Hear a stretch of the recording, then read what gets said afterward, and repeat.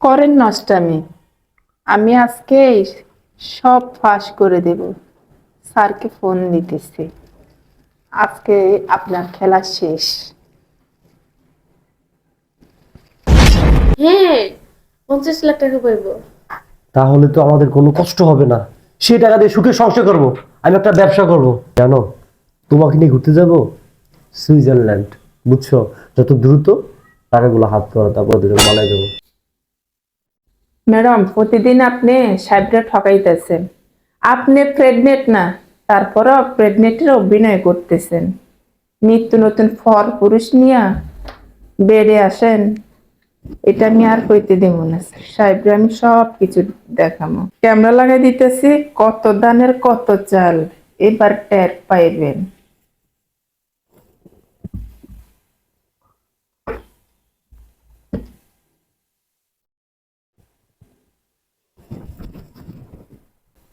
কি রে, তোর রুম গোছানো হয় নাই? এর এতক্ষণ লাগে একটা রুম ঝাড়ু দিতে? হয় ম্যাডাম, হয়ে গেছে। কতক্ষণ ধরে দেখতেছি তুই ঝাড়ু দিতেছ, হয় নাই তোর? কাজ শেষ ম্যাডাম। তাড়াতাড়ি ঝাড়ু দিয়ে বের হ যা। আচ্ছা ঠিক আছে ম্যাডাম। দিয়ে আমার জান একটা ফেলবি আইসি কো। হ্যালো, কই তুমি? আচ্ছা তাড়াতাড়ি বাসায় চলে আসো, আমার বাসায় কেউ নাই। আচ্ছা তাড়াতাড়ি চলে আসো। শোনা, আমি আইসা করছি। তাড়াতাড়ি ভিতরে আসো। ঠিক আছে। আমার জান। আরে কি করতেছো? দাঁড়াও। কি হয়েছে? কেন? কি হয়েছে শোনো? কেন, তুমি জানো না কি হয়েছে? আমার এই প্রেগনেন্ট সাইজা থাকতে ভালো লাগে না। অনেক কষ্ট হয় আমার সাইজা থাকতে। এখন আর প্রেগনেন্ট সাইজা থাকতে হবে না, বুঝছো? এই খুলে রাখো, হ্যাঁ। রাখো। আর শোনো, আর কিছুটা দিন অপেক্ষা করো, তারপরে আমি তোমার নিয়ে যাবো। আর কত অভিনয় করবো? 2 মাস ধরে অভিনয় করতে করতে ক্লান্ত হয়ে গেছে, বুঝছো?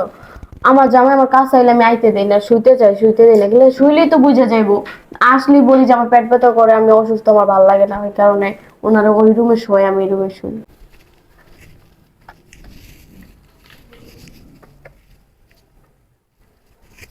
করেন নষ্টামি। আমি আজকে সব ফাঁস করে দেব। স্যারকে ফোন দিতেছি, আজকে আপনার খেলা শেষ।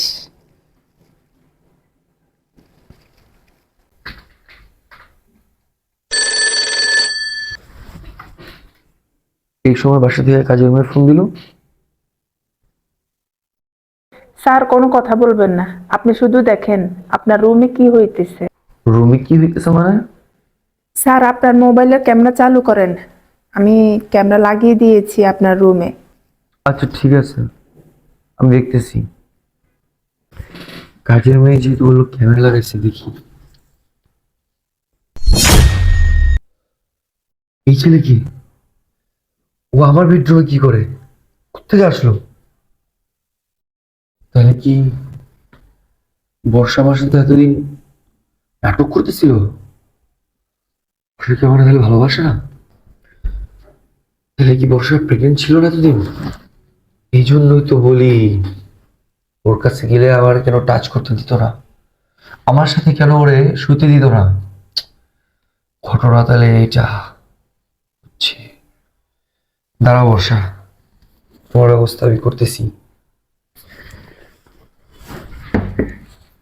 তো আমি কতবার বলছি যে তোমার জামাই কত টাকা কোথায় আছে সেটা জানতে, কিন্তু আমার কোনো কথাই শোনো না। শোনো, তোমার জামাই যত টাকা পয়সা আছে কোথায় আছে সব খবর তুমি বের করো।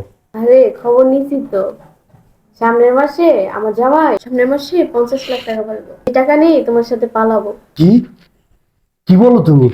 50 লাখ টাকা? হ্যাঁ, 50 লাখ টাকা পাইবো। তাহলে তো আমাদের কোনো কষ্ট হবে না।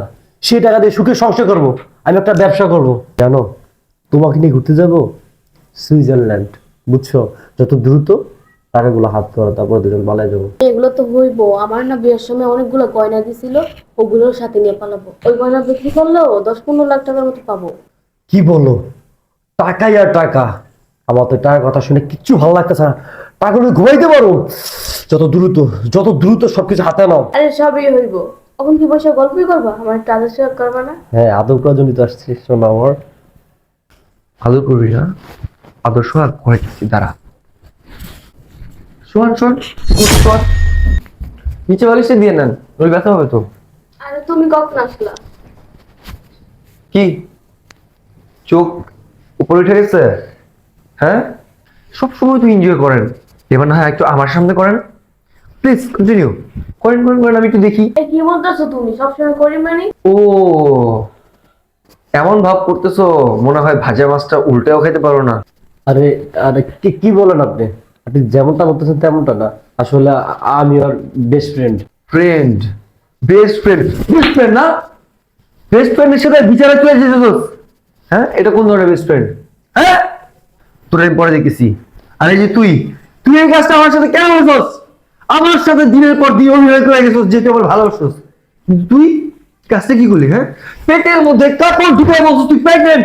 আজকে 2টা মাস ধরে অভিনয় করছস, আমি সামনে আসলে গেলে আমার তুই টাচ করতে যাস না, বল যে না এখন আসা দরকার নাই, পরে আসো। এই অভিনয়টা কেন করছস? হ্যাঁ, আমার তো ধরতে দিতি না, শুনতে দিতি না, কিন্তু ভালোবাসতে দিতি না। কিন্তু ঠিকই আমি অফিসে চলে যাওয়ার পর তুই তো না করে নিয়ে ঘরের মধ্যে আসস, আর প্রেগনেন্ট নাই হয়ে যায়। হ্যাঁ, তারপর রঙ্গলীলা শুরু হয়ে যায়। কি বলতেছো তুমি? এগুলো কিভাবে জানলা? জানলাম, ওই যে টাকা দেখ, ড্রেসিং টেবিলের ওখানে একটা ক্যামেরা লাগানো, সেটা দিয়ে আমি সব দেখছি। আমি অফিসে বসে বসে সব কিছু দেখছি। ক্যামেরা কে লাগাইছে? ক্যামেরা আমাদের ঘরে যে কাজের মেয়েটা আছে না, ও লাগায় রাখছে, দেখাইছে যে তুই কেমন, তুই আসল রূপটা আমি দেখতে পারছি এই ক্যামেরা লাগানোর কারণেই। আরে কেন করলি এই কাজটা? কিসের অভাব ছিল? তারপরে এই যে মিস্টার, এটা নিয়া ভেঙে যাওয়ার প্ল্যান না? আমার সকল সম্পত্তি টাকা পয়সা যা আছে নিয়ে তোমরা কোথায় যাবা? Saint Martin, Malaysia, Switzerland honeymoon করতে না? আরে আমি তো কিসের অভাব রাখছি? কোনটা অভাব রাখছি? খাওয়া দাওয়া গহনা সবকিছু তো ঠিক ছিল, তাই কি সমস্যা ছিল আমার? ঠিক আছে, আমার ভালো লাগে না, ভালোবাসিস না, পছন্দ না, আমার বলে দে তুই।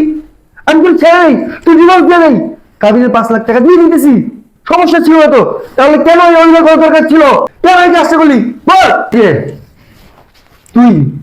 তুই এই কাজটা কেন করলি? তুই জানতি না আমার হাজবেন্ড আছে? নাকি তুই জানি না এই কাজটা করছস যে ওর হাজবেন্ডের লাখ লাখ টাকা আছে, এগুলো নিয়ে গায়েব হয়ে যাবো? হ্যাঁ, বাবা রে বাবা, 50 লাখ টাকার কথা শুনে চোখ কপাল উঠে গেছে না? টাকা দিয়ে তুমি সুইজারল্যান্ডে যাবা, কিন্তু নিজের কিছু করার মুরত নাই না? খেতে অনেক ভালো লাগে তাই না? ঠিক আছে, খাওয়াই দিছি। এক কাজ কর, তুই তোর এই বড় ফুলে মিষ্টি নিয়ে এক আমার বাসা থেকে বেরো। মাফ করে দাও। এই একটা তুই শব্দ করবি না, বেরো, বেরো। চলো, যা হয়ে গেছে, আমরা এখন বিয়ে করবো, চলো।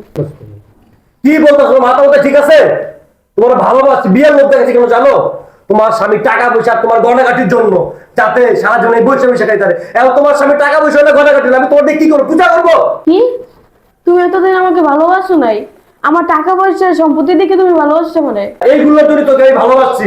তুই একটা বিয়ে করবি, আমি তোকে কেন আমি ছেলে ভালোবাসবো? আমি তোমাকে বিয়ে করতে পারবো না, আমি গেলাম। কি বলতেছো? হ্যাঁ, তুমি বসে আছো কেন? তোমাকে কি ইনভিটেশন কার্ড দিব যাওয়ার জন্য? যাও, বেরো। দেখো না, আমাকে ক্ষমা করে দাও। ক্ষমা তাও তোমাকে?